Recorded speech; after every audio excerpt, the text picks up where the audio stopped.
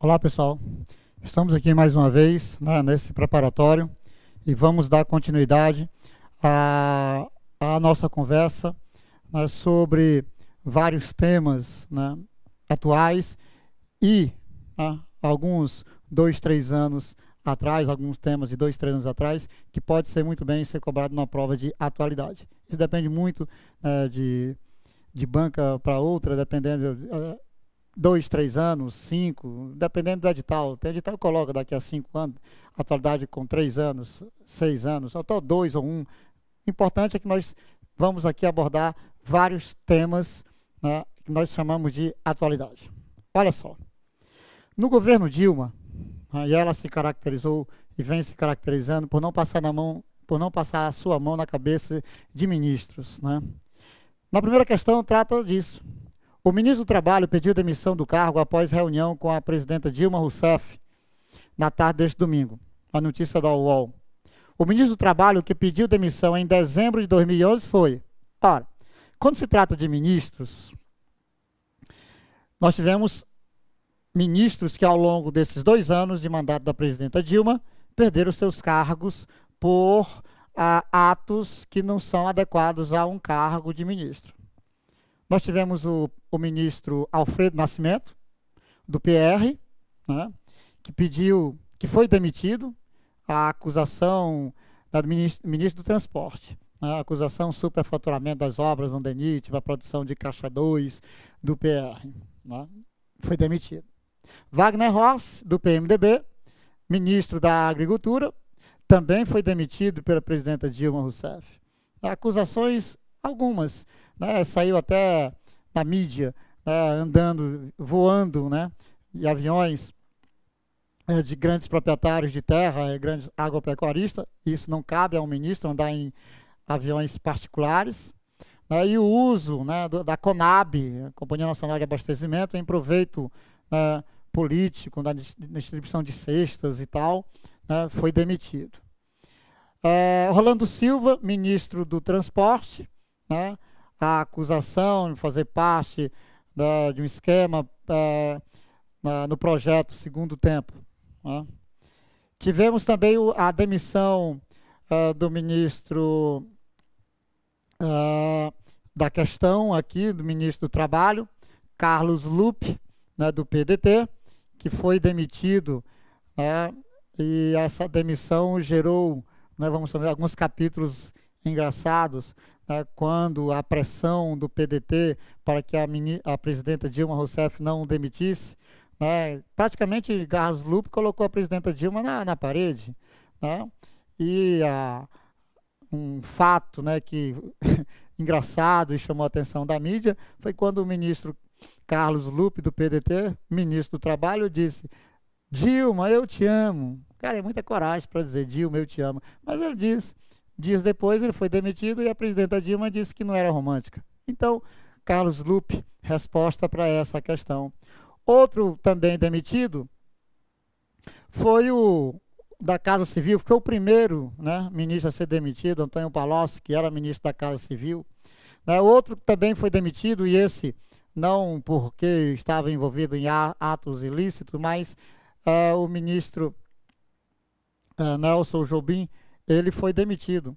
Ele foi demitido do PMDB, né, ele foi demitido porque deu declarações muito, vamos chamar assim, que não foram corretas, né? Quando ele disse quando a ministra Edeli Salvati, né, e Gleisi Hoffmann foi convidada para ser uma das principais assessoras da presidenta Dilma Rousseff, escolha da presidenta Dilma Rousseff, o ministro Nelson Jobim disse: olha, Edeli Salvati e Gleisi Hoffmann mal conhecem Brasília, são insossas. Posteriormente, na revista Piauí, o ministro disse: não votei na Dilma, votei em José Serra. Então, em função dessas declarações, e ele nunca, sempre teve um posicionamento muito forte, e sempre disse o que pensou, mas dentro do governo não poderia ter dito isso. Então, em função disso, ele foi demitido, né? Então, foram esses os ministros demitidos ao longo, né, do governo da presidenta Dilma ainda, né, que ainda está na presidência.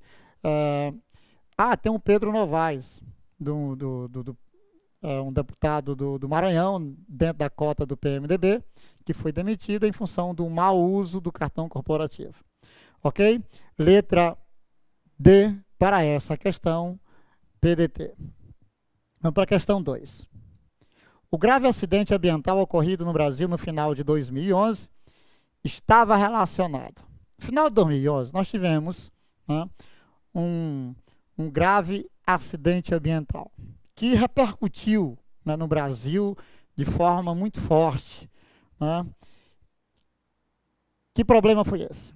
Vamos lá. Letra A. A colisão de 2 caminhões carregados de produtos tóxicos? Não. Ao naufrágio de um navio próximo ao Porto de Santos com óleo e combustível? Não. Ao vazamento de material radioativo da usina nuclear de Angra dos Reis? Não. Que, por sinal, são 2, né? E a terceira está em obra com a previsão para 2017. Acho difícil. E letra D. O vazamento de petróleo na bacia de Campos, no Rio de Janeiro, durante a perfuração de um poço exploratório. Letra D para essa questão. Que poço é esse? O poço de Frade, na bacia de Campos, no Rio de Janeiro. A empresa norte-americana responsável pela perfuração, a chamada Chevron, pois essa empresa norte-americana, Chevron, perfurando o poço de Frade, na bacia de Campos, no Rio de Janeiro. E em função dessa perfuração, erros técnicos, aí não justifica, técnico ou não técnico, humano ou não humano, ocorreu vazamento, produzindo um grave problema ambiental. Foram meses de pressão, né, de multas, até que a Chevron ela simplesmente deixou de perfurar o poço de Frade na bacia de Campos, no Rio de Janeiro. Mais um poço na bacia de Campos, que é o poço que mais produz petróleo. Com relação ao petróleo, é bom lembrarmos de alguns fatos importantes. Primeiro, o Brasil se tornou autossuficiente na produção de petróleo e óleo bruto a partir de 2006, setembro de 2006, quando foi iniciada a perfuração no poço pela plataforma P50. Né? Segundo, o achado de petróleo na camada pré-sal. Né? Nós temos todo o litoral brasileiro, né, do Oiapoque ao Chuí, né, 200 milhas mar adentro, que são a nossa zona econômica exclusiva, que abrange toda a nossa plataforma continental, e na plataforma continental temos aí 80% da produção diária de petróleo no Brasil. Né? 20% da produção de petróleo no Brasil ocorre no continente, 80% no fundo do mar. Né? E o Brasil encontrou o petróleo na camada pré-sal. Né? O poço que fez com que o Brasil entrasse para a história, né, do achado do petróleo do pré-sal foi o poço de Tupi, né, no litoral de Santos. Mas depois do poço de Tupi, outros poços foram encontrados. Né? O porto de Biguá, o poço de Biguá, o poço de Bem-TV e recentemente Carcará. Né? 3 aves, Biguá, Bem-TV, Carcará. O primeiro foi o poço de Tupi. Todos esses, Tupi, Biguá, Carcará, Bem-TV, estão no litoral de Santos, São Paulo. Vamos para a questão 3, letra D para essa questão. Né? A presidenta Dilma Rousseff afirmou que comunicou ao presidente dos Estados Unidos, Barack Obama, que a próxima cúpula das Américas, que reúne praticamente todos os chefes de Estado de toda a região, nos dias 13 e 14 de abril de 2012, será a última sem a participação de Cuba. Nos bastidores, os Estados Unidos vetaram o convite ao país, com o qual vive uma relação de antagonismo desde o fim dos anos 50, cujo maior problema é o embargo econômico a Cuba, a ilha cubana. A partir do texto, pode-se concluir que o governo de Barack Obama restabeleceu o diálogo com Cuba? Não. Né? Esse diálogo, né, não foi restabelecido no governo do presidente Barack Obama. né? Não houve esse restabelecimento. Houve uma aproximação, né? Mas restabelecimento não, né? Houve um convite para o retorno da OEA, a Organização dos Estados Americanos, mas Cuba ainda está decidindo se retorna ou não retorna. B. O governo brasileiro tem se destacado no cenário internacional? B. O governo brasileiro tem se destacado no cenário internacional. Observe o enunciado da questão. A presidenta Dilma afirmou que comunicou ao presidente dos Estados Unidos, Barack Obama, que a próxima Cúpula das Américas, que reúne praticamente todos os estados, né, de toda a região, nos dias 13 e 14, será a última sem a participação de Cuba. Quer dizer, o Brasil não pediu, comunicou. Tá? Alguns fatos, né, reflete esse crescimento do Brasil no cenário internacional, né? Então, quando o Brasil comunica aos Estados Unidos que não vai mais aceitar uma reunião da Cúpula das Américas sem a presença de Cuba, isso reflete, é lógico, a importância que o Brasil vem adquirindo no cenário internacional, principalmente no cenário regional. Nessa ordem, desordem do mundo da globalização, pessoal, né? Nessa ordem, desordem do mundo da globalização, eu vou já fazer vocês entender ordem, desordem. O Brasil, nessa desordem do mundo da globalização, é potência. O Brasil é uma potência meridional. O Brasil é uma potência meridional. No sul da América do Sul, né? Na América do Sul, na América Latina, o Brasil é a potência. É lógico que nós não temos como nos equiparar nesse momento, né, do ponto de vista econômico, do ponto de vista militar, mas no ponto de vista político, a influência do Brasil, ela vem avançando pela América do Sul e América Latina. Então, o Brasil tornou-se uma potência meridional, né? E no mundo, o Brasil é uma economia emergente. Então, quando a presidenta Dilma coloca que não aceitará mais uma reunião da Cúpula das Américas com Cuba, isso é um reflexo, né? Um reflexo do crescimento brasileiro no cenário internacional. Com certeza, letra B para essa questão. Mas vamos comentar aí a letra C. Quando diz assim, a Cúpula das Américas aceita a presença de Raul Castro, mas não de Fidel Castro. Não. Fidel já deixou Cuba, o governo cubano, já há 4 anos atrás, mais ou menos. Raul Castro assumiu, né, Cuba e vem adotando aí algumas medidas, né, para tentar tirar Cuba de uma crise, né, e de um isolamento econômico em função desse embargo, desse bloqueio econômico colocado em prática pelos Estados Unidos desde os anos 60. Né? O Brasil pretende acabar com o embargo e comercializar com Cuba. O Brasil não tem, essa é uma decisão norte-americana. Né? É lógico que o Brasil mantém relações com Cuba. A questão do embargo é embargo norte-americano. Então, não é a letra B. E letra E, os países latino-americanos pretendem isolar os Estados Unidos.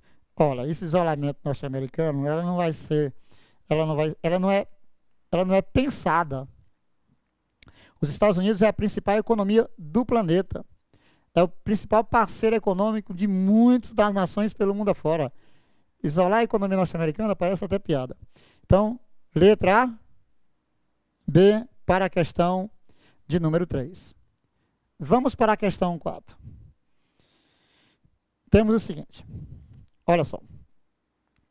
No mês de junho de 2012, realizou-se no país a Conferência Internacional denominada Rio+20, reunindo delegações de mais de 70 países preocupadas em discutir e encontrar soluções para as principais questões ambientais. Apesar de sediar a conferência, o protagonismo do Brasil foi ofuscado devido à grande polêmica que envolve. Ora, a Rio+20, ela se deu, né, num contexto, no Brasil, de um país que é importante no cenário internacional quando se trata de questão ambiental. Não se discute questão ambiental de caráter global sem a presença do Brasil. Não se discute. Por quê? Vários são os fatores. Primeiro, o Brasil é o país que possui a maior floresta tropical do mundo em terras contínuas. Nós estamos falando da floresta amazônica. No Brasil, temos 20% da água potável superficial do planeta só na bacia amazônica. Tá? Da bacia amazônica, são 20%. Em território brasileiro, 14%. Temos 2 grandes lençóis de água subterrânea. O aquífero Guarani, que é o maior aquífero transfronteiriço do mundo. Água debaixo do solo Brasil, abrangendo ali o centro-oeste, sudeste e sul. Paraguai, Uruguai e Argentina. Os países do membro pleno do Mercosul, é lógico que a Venezuela, só que a Venezuela não está ali no sul. O aquífero Alter do Chão, encontrado na região norte do Brasil por pesquisadores da Universidade do Estado do Pará. Além dessa bacia amazônica de grandes lençóis de água subterrânea, ainda temos outras importantes bacias. Então, muita água, uma extensa floresta tropical, um país que vem se destacando desde a Eco 92, foi o país que mais avançou, né, na prática da busca pelo desenvolvimento sustentável. Precisamos avançar muito, né? E qual foi a polêmica que havia no Brasil no período da Eco, no período da Rio+20?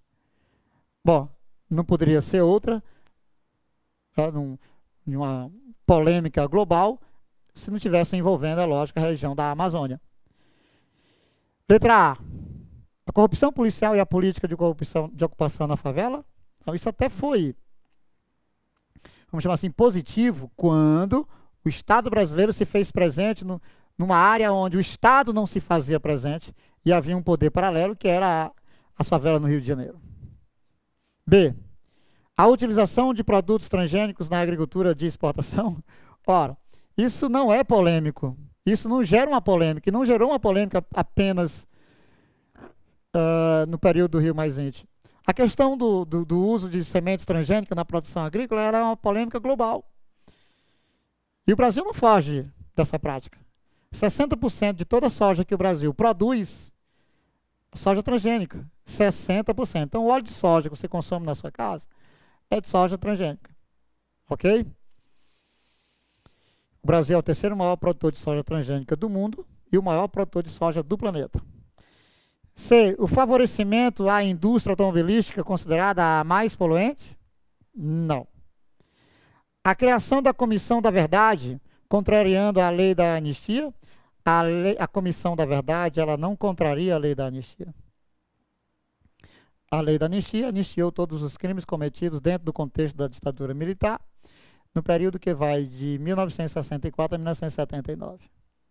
A Comissão da Verdade, criada pelo governo Dilma, que tem apenas 2 anos de duração, né, ela vai estar fazendo uma pesquisa, né, histórica, né, uma investigação histórica, né, para buscar solucionar alguns casos, né, que ainda estão escondidos, né? Um pano ainda cobre alguns fatos. Queremos saber, de fato, da verdade. Né? Comissão da Verdade essa que trouxe, né, o Brasil para o grupo de países que ainda, né, o grupo de países que tem e que colocou em prática a famosa Comissão da Verdade. O Brasil era o único país da América Latina que vivenciou uma ditadura militar e que ainda não tinha buscado a sua verdade. Né? Só que essa verdade da Comissão da Verdade, vamos colocar assim, ela é parcial. Né? É lógico que essa Comissão da Verdade ela vai apenas atuar, né, na busca de uma verdade na ótica dos civis e não na ótica dos militares. Né? Então é uma verdade parcial. Eu costumo dizer que as bruxas estavam dos 2 lados. E essa comissão, na verdade, o seu relatório final, ela não vai ter força jurídica, ela não poderá ser utilizada para futuros julgamentos, né? Ela tem uma importância histórica e não jurídica, né? Pelo menos é isso que está no projeto de lei que foi sancionado pela presidenta Dilma. A construção da usina de Belo Monte e o conflito com povos indígenas, sim, foi esse, né, vamos chamar assim, o fato que, de certa forma, criou uma polêmica muito grande no período da realização da Rio+20, a construção de Belo Monte no rio Xingu. Eu já falei aqui para vocês dessa usina. Essa usina ela vai gerar quase 11.000 megawatts de energia, né? Agora, é uma imensa usina, vai ser a maior, né, totalmente brasileira. Quer dizer, ela só vai ficar atrás mesmo da usina hidrelétrica de Itaipu. Só que Itaipu é uma usina binacional, né? Ela foi construída pelo governo paraguaio e brasileiro. O governo paraguaio está até tentando mudar aí as regras, que é para valer até 2025, 2023, 2025. Então, Belo Monte vai gerar quase 11.000 megawatts de energia. Está gerando polêmica, porque vai inundar uma extensa área de floresta e vai avançar sobre áreas que são reservas indígenas e muitas e algumas reservas indígenas que serão cobertas por água, elas vão ter que ser esvaziadas, né? Elas vão ter que, a população indígena, né, ali que viviam ali por gerações, vão ter que se mudar. Não é mudar de casa, não, pessoal. É uma coisa muito séria. É mudar de área, não é de casa, mas sim de área, né? Sair do seu habitat natural para uma outra área e a partir daí conhecer essa área. É complicadíssimo, mas precisamos de energia. Eu não quero treva, eu quero energia, né? E até 2017, se o governo investir na geração de energia em grande quantidade, vamos passar por um apagão. Temos a usina hidrelétrica de Belo Monte, no rio Xingu, que está sendo construído sem data de previsão de término. Temos a usina hidrelétrica de Santo Antônio, que já, né, é para se encerrar entre 2015 e 2017, e ela vai gerar energia para atender principalmente as necessidades da região sudeste. E a usina hidrelétrica de Jirau. Então, Jirau e Santo Antônio faz parte do complexo do Rio Madeira. Ok, pessoal? Então, letra E para esta questão. Vamos para a questão 5. Os eleitores aprovaram em referendo o Tratado de Lisboa, abrindo caminho para a adoção do documento que pretende transformar a União Europeia em um bloco mais forte e eficiente. A vitória foi conseguida 15 meses após o texto ter sido rejeitado numa primeira consulta popular. Foi o único dos 27 países a submeter o texto a uma consulta popular. Olha, a história do Tratado de Lisboa nos faz voltar um pouquinho atrás, né, um tempo atrás. Ali, mais ou menos 2006. 2 meses antes da Copa do Mundo, 2006, foi colocado em votação na França e depois na Holanda a Constituição da União Europeia. Porque a União Europeia ela está buscando uma unidade política. Ela já tem uma unidade monetária, né? É um bloco com moeda única. É lógico que não são todos os países que têm o euro como sua moeda, né? Mas ela já está numa fase de buscar uma Constituição única para a União Europeia. E essa meta ela foi colocada à prova quando da votação na Espanha e na Holanda, antes da Copa do Mundo de 2006. E essa proposta ela foi recusada pelos franceses e posteriormente pelos holandeses. Não. O não venceu. Recolheram e se reuniram em Lisboa, Portugal, para algumas mudanças. E aí assinaram o Tratado de Lisboa.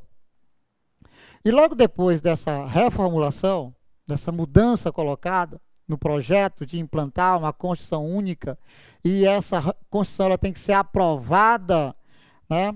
Ela tem que ser aprovada numa consulta popular. O primeiro país onde essa proposta foi colocada foi a Irlanda. Tá? Foi a Irlanda. Numa primeira votação, houve uma perda, quer dizer, o não venceu. Posteriormente, colocaram novamente aí em votação e o sim venceu. Tá?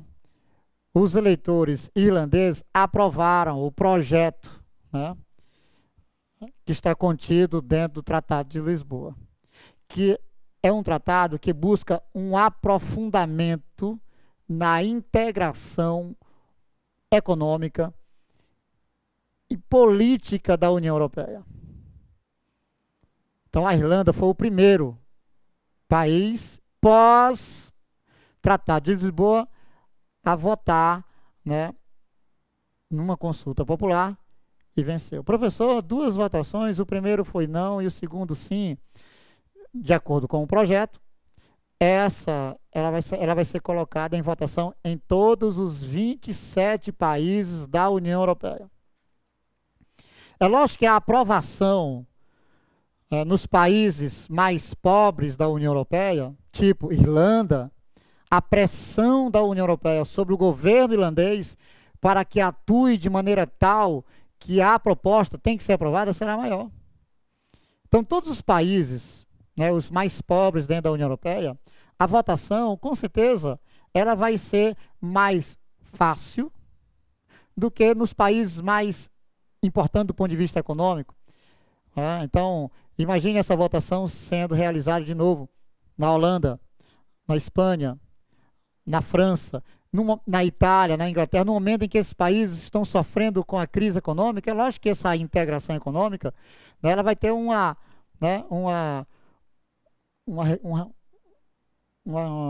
como direi, uma dificuldade maior de ser aprovada, né? Ela vai ter uma dificuldade muito maior de ser aprovada.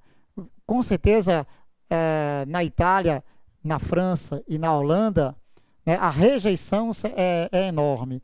Agora, nos países mais pobres, não. Nos países mais pobres, em função da atuação dos seus governos, a votação ela vai ser mais fácil. Até mesmo porque esses países mais pobres do leste da Europa, não é o caso da Irlanda, né? A Irlanda não está no leste da Europa, mas os países mais pobres do leste da Europa, que ingressaram na União Europeia, né, a pedido, né, é lógico que vão se submeter a aceitação de uma pressão maior do Parlamento Europeu, né, do Conselho de Ministros da União Europeia, né, e a aprovação será maior. Tá legal, pessoal?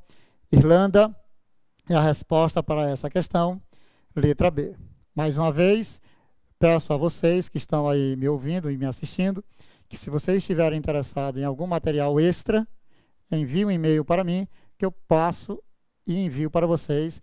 Eu tenho muitas questões, como essas e outras, gabaritadas. Basta você pedir um e-mail, se identificar que é aluno do VIP Online, que eu envio para você as questões já gabaritadas. Ok, pessoal? w.sucupira@hotmail.com. Um abraço e até a próxima.